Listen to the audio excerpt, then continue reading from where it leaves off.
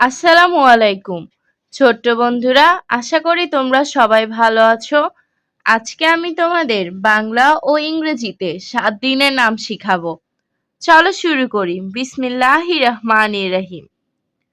শনিবার, Saturday, SATURDAY, Saturday. Saturday অর্থ শনিবার। রবিবার, সানডে, SUNDAY, সানডে। সানডে অর্থ রবিবার। সোমবার, মানডে, MONDAY, মানডে। মানডে অর্থ সোমবার। মঙ্গলবার, টুইসডে, TUESDAY, টুইসডে। টুইসডে অর্থ মঙ্গলবার। বুধবার, ওয়েডনেসডে,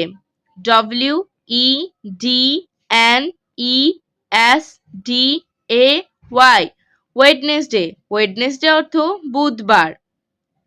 বৃহস্পতিবার, থার্সডে, THURSDAY, থার্সডে।